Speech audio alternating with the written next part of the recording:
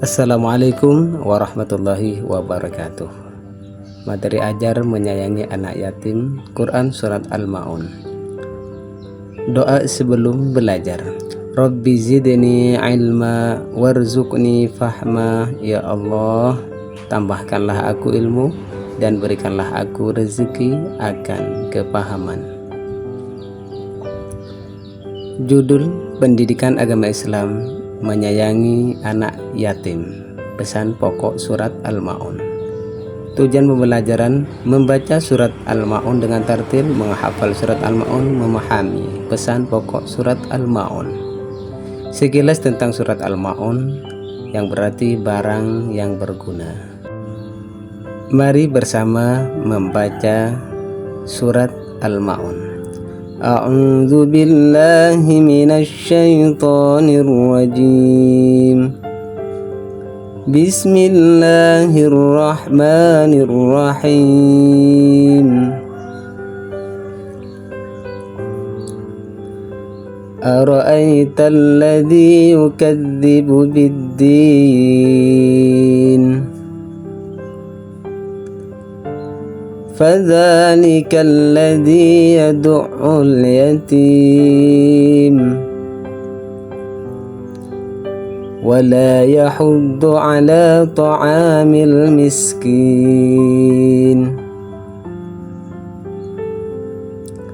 فويل للمصلين الذين هم عن صلاتهم ساهون الذين هم يراءون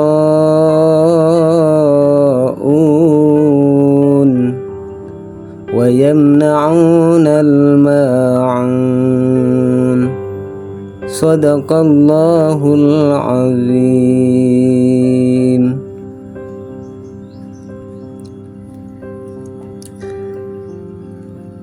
Berikut pesan pokok surat Al-Ma'un.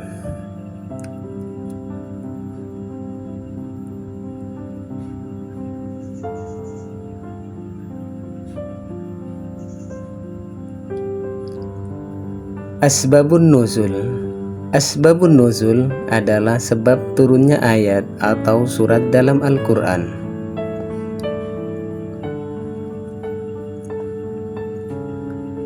Sebab turunnya ayat 1 hingga ayat 3 menyebutkan bahwa ada orang yang identitasnya diperselisihkan oleh para perawi, yaitu Abu Sufyan, Abu Jahal, Al-Ash, Ibnu Walid atau orang lain yang setiap minggu menyembelih seekor unta. Suatu ketika ada anak yatim yang datang meminta sedikit daging yang disembelih, namun mereka menghardik dan mengusir anak yatim tersebut.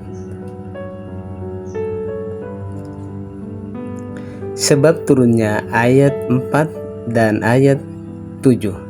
Dalam riwayat diceritakan dari Ibnu Abbas bahwa pada masa Rasulullah ada sekelompok orang munafik yang rajin ibadah sholat, namun sholatnya tidak diniatkan karena Allah, melainkan karena ingin dilihat dan dipuji orang lain. Ketika dilihat orang lain, mereka terlihat khusyuk, tetapi ketika tidak dilihat orang lain, mereka sholat seenaknya, bahkan sering menyepelekan dan meninggalkannya.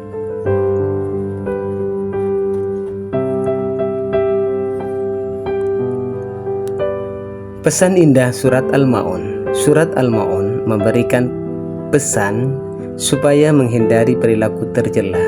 Surah Al-Ma'un menyebutnya sebagai pendusta agama.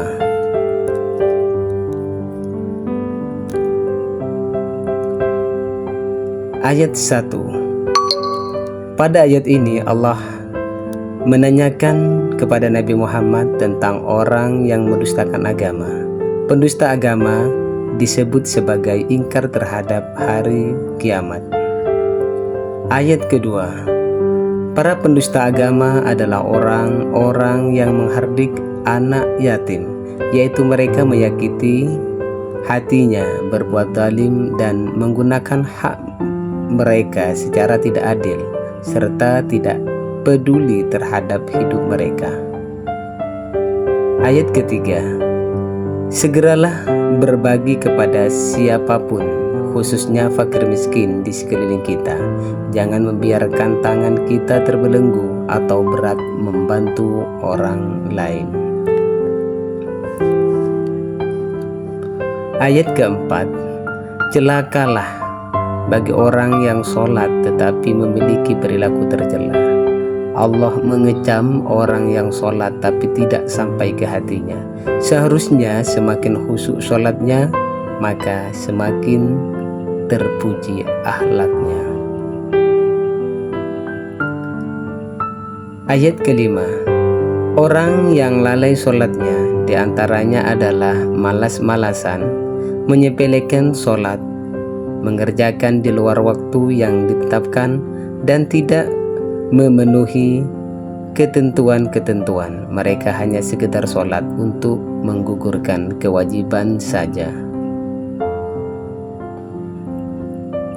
Ayat ke-6, orang yang berbuat riya, yaitu mereka beribadah dan sholat semata ingin mendapatkan pujian orang lain.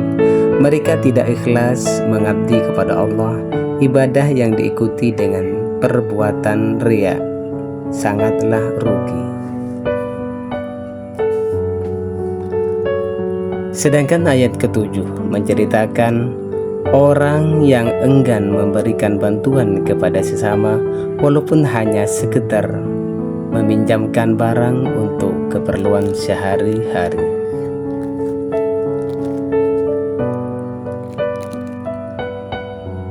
Pesan pokok, pesan yang terkandung dalam surat Al-Ma'un.